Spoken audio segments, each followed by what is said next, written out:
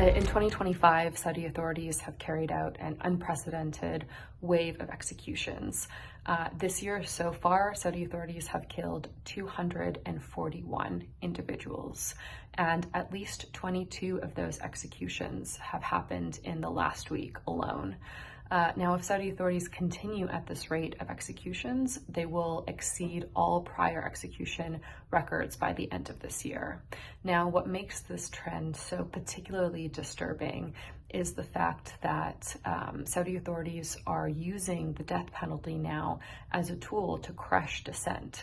And we are particularly concerned about the most recent case of Turki al-Jasr, a Saudi journalist who was executed on June 14th. And his only crime was the peaceful expression of the right to information, concern over his execution, because it demonstrates that Saudi authorities are really using this penalty as a tool for political retaliation.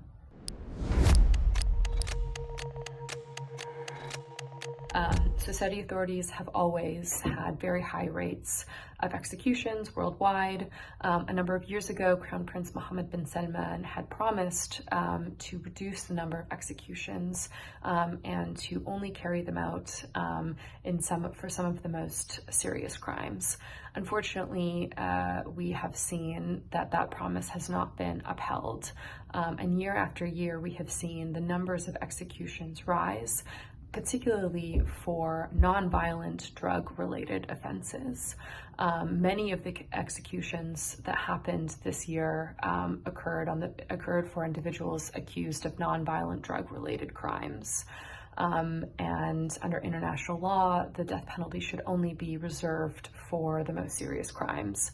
Human Rights Watch, our policy is that the death penalty should not be used under any circumstances given its unique finality. And I think what is even more concerning about these soaring rates of executions is the fact that none of these 241 individuals was guaranteed a fair trial or due process rights. Human Rights Watch has documented for years rampant and serious violations throughout Saudi Arabia's criminal justice system. So it's deeply concerning that these individuals have had their lives taken away when they did not even have the right to a fair trial and had their basic due process rights upheld.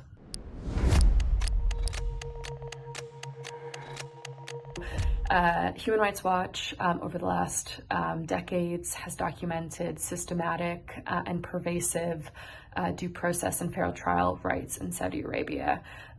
These violations are so severe that we can very safely say that we are concerned that none of the 241 individuals who were executed this year likely received a fair trial. Now, I'm going to use one case in particular to illustrate the types of due process violations that we're talking about. So on June 14th, a well-known Saudi journalist by the name of Turki al-Jasr was executed. And Turki al-Jasr was arrested in March 2018. He was arrested from his home. His devices were confiscated, and he has been held in detention, of course, until his execution just a month or 2 months ago. Now, Turki al-Jasr, his trial and his trial proceedings were held and shrouded in absolute secrecy. We were not able to obtain any court documents related to his case. It's unclear if he himself even obtained any court documents related to his case. It's unclear if he had a trial, how many trial sessions were held, and we know for certain that he did not have any legal representation throughout this process, even in the event that he did have the trial. His family was certainly not allowed to attend, and in fact, his family had visited him about a week before his execution, and they had no idea he was even sentenced to death. Now, and also throughout his period of detention, there were serious allegations that he had been tortured. Now, these are just a small example of the types of fundamental due process rights that are violated for individuals on death row. And it is absolutely shocking and beyond acceptable that someone who barely had even the semblance of a trial, and that we have no information about whether this trial even happened, the types of charges which he was served, the types of evidence presented, that none of these details can be known even by the closest family members of this individual, and yet their execution can still be carried out in absolute total secrecy, and is just absolutely unacceptable, particularly for a country like Saudi Arabia that is trying to court international investment, put itself on the stage as a global hub for tourism. These types of actions are just simply not acceptable, and the international community needs to speak out.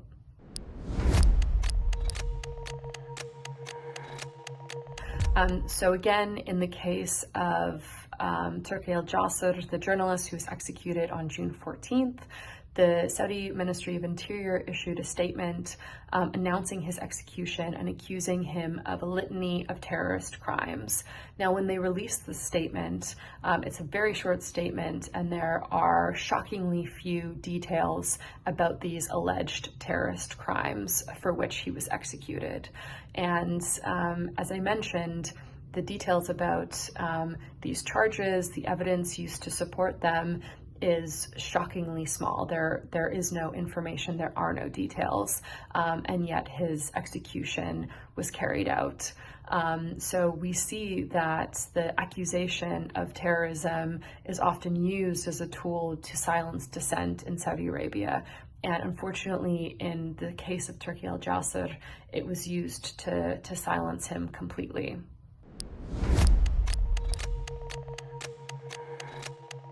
Human Rights Watch has documented the use of torture-tainted confessions for convictions in courts. We also noted in our most recent release that there were allegations that Turki al-Jasir himself was executed.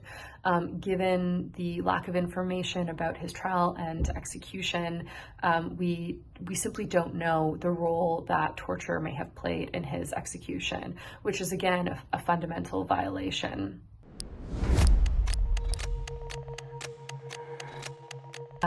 So Saudi Arabia has invested billions of dollars into high-profile sporting events, entertainment events, in a deliberate effort to deflect from its horrible human rights record.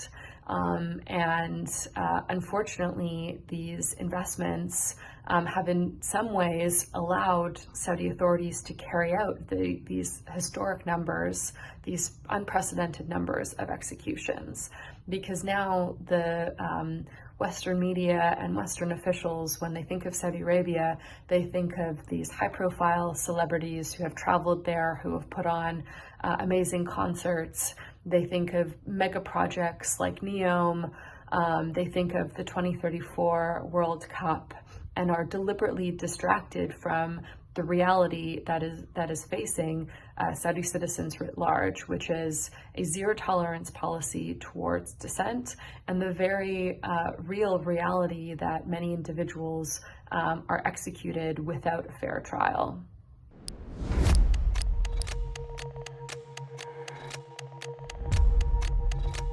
The international community has an incredibly important role to play in curtailing the Saudi government's unprecedented use of the death penalty. We need governments, particularly allies of Saudi Arabia, to speak out against these executions, and particularly allies that have strong economic ties with the Saudi government.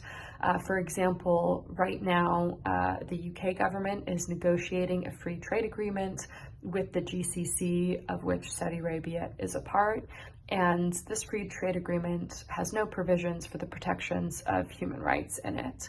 And we need governments like the UK to speak out about these abuses and and use their economic ties to make sure that important human rights reforms are enacted.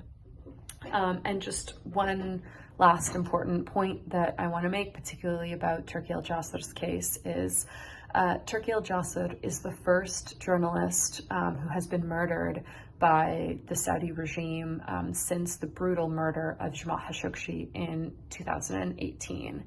And in 2018, Khashoggi's murder received widespread international attention and international condemnation.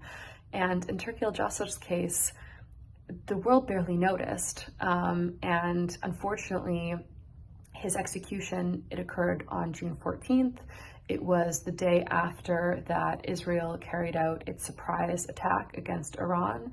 So the eyes of the world and the attention of the world was focused elsewhere. And many Saudi activists believe that this timing was deliberate and was deliberately used to distract the world from the fact that they executed another journalist.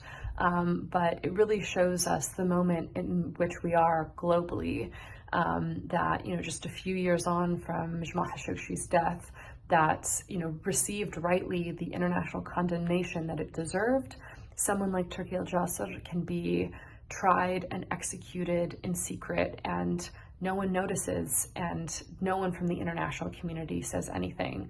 So we need more attention on these cases, and we need governments who are closely aligned with the Saudi regime to hold Mohammed bin Salman and his authorities to account.